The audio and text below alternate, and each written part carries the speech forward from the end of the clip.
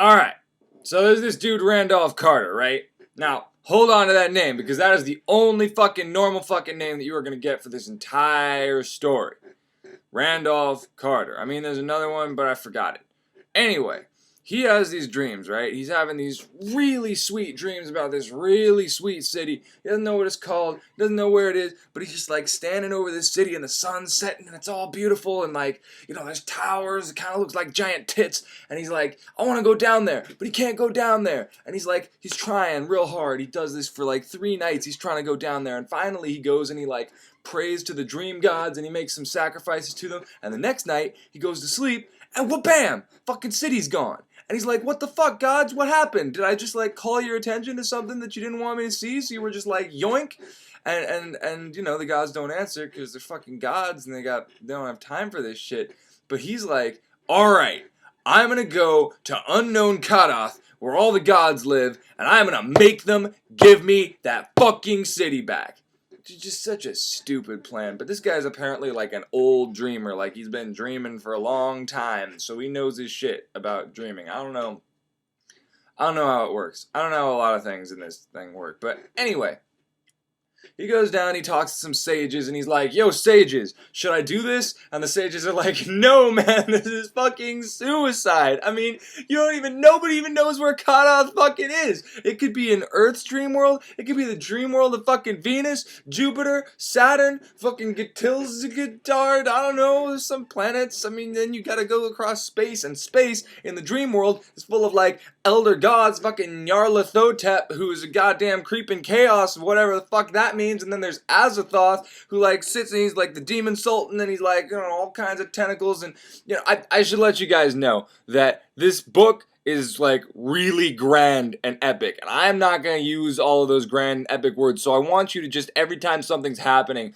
imagine that it's fucking terrifying, because it never wavers from being fucking terrifying. But anyway, Carter is just like, fuck that, I'm gonna do it anyway. So he goes and he walks down, there's like 70 steps to get into the dream world. He walks down them and he ends up in this forest. And it's a forest full of these motherfuckers called the Zoogs. They're like these little slimy things. Everything is slimy. It's either human, a cat, or slimy, or a zebra. But like, so they're all slimy. And they're like, hey man, what's up? You wanna know about some shit? And he's like, yeah, tell me where fucking Kadath is. And they're like, I don't know where Kadath is, man, but there's some fucking priests in this town called Ulthar that you should go check out. Also, get fucked up on this wine that we made out of this sap from this tree that some motherfucker dropped from the moon. This is full of random shit like that. But anyway, he drinks a bunch of wine, and then he like leaves, and then the Zoogs are following him, because that's what they do. But he ends up in this city of Ulthar, which is full of cats, like cats everywhere, like a thick carpet of feline goodness just all over the ground. When he goes and he hits up this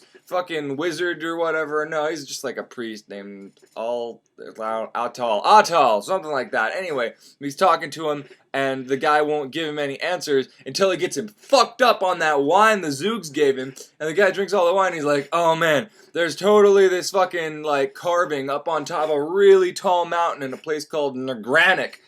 Which is just, I mean, like I said, no normal names. But anyway, so there's this place he's got to go to, and the carving is the face of the god.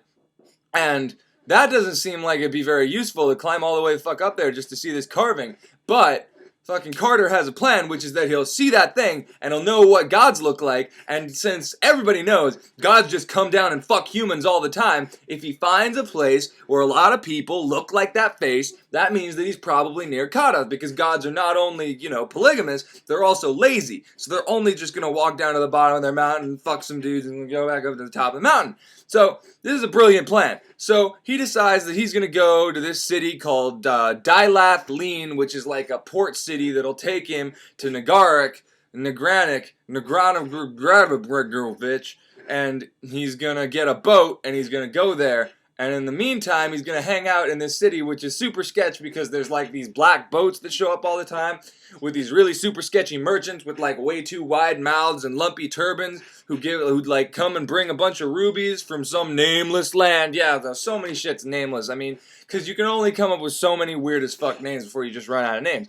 But like, so Carter's going around asking all these questions from everybody about Kadath and everything, and finally one of these sketchy-ass merchants is like, hey man, I know what's going on, come on, talk to me. So he goes up to his room with the guy, and he starts trying to get him fucked up on the Zoog wine, and the guy drinks all of the wine and he's fine. He's like, "No, man, I got some real shit." And he pulls out like this other wine, and Carter drinks it like an idiot, and then wakes up in a tub full of ice and kidneys on the black boat heading to the nameless land with the fucking lumpy turban guys. And there's oarsmen too, but you never get to see them until he gets to the fucking moon, which is where they're going. They're going to the fucking moon, right? Okay, yeah, they're flying through space on their goddamn boat, and like I said, space is full of like slimy shit, and they get to the dark side of the moon with the sea made out of oil and shit, and there's all these fucking, the oarsmen are fucking frogs with tentacles on their faces, and he goes out, he gets imprisoned, he won't eat any of the food, they take him out, they start trying to take him to go meet Nyarlathotep, which is the creeping chaos. I don't know any more about him than that, but they're going and they're playing really shitty music on their flutes, but the dark side of the moon is where fucking cats live, so the cats, because he was really nice to them when he was back in Ulthar, and he let them eat all the Zoogs that was following him, you know, the cats show up, murder all these other dudes. It's crazy, like 7 cats at a time, just flying into these dudes' faces, ripping them apart. Insane motherfucking shit. And then he's like, "Thanks, cats, thanks for saving me." And the cat's like, "Now let's teleport back to that city you were just in." And so they jump through space, just this huge blanket of cats just flying through space, just like, yeah!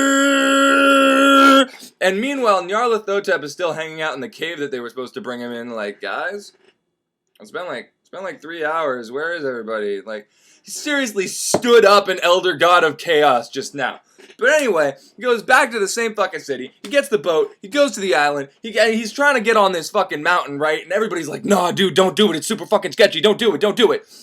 But he does it, and he climbs all the way up there, and they're all telling him about these night gas that he's got to worry about, but he like gets up, and he sees the face, and he's like, "Oh man, I recognize that shit, that's some dudes, but I have to go back, in order to get to the dudes, I have to go all the way back across every place that I've already traveled, and like go in the opposite fucking direction. But first, I gotta hold on to this cliff face all night, because it's dark, and I can't climb back down," and so he's trying to hold on, and then of course the night gas show up, and they drag him underneath the earth, and they drop him in a pile of bones, full of more slimy, nameless shit, but luckily, he knew some dude in Boston, fucking Boston, who turned into a ghoul in the dream world, and now he's a ghoul. He used to be a painter, but he taught him the language of the ghouls, and so he convinces some ghouls who are dropping bones down there to like drop a rope ladder, and he goes up to the rope ladder, and he meets up with his friend, and his friend is like, "Oh dude, you know, here's an easy way to like not have to backtrack all the way. Just fucking wake up, start over again, go down the 70 steps, go in the opposite direction." And Carter's like, "Fuck that! I don't want to forget shit. I'm gonna stay in this dream world for another several weeks until I figure this shit out." And the ghoul guy is like, "All right, man. Well, I mean, that's a lot harder way to do it.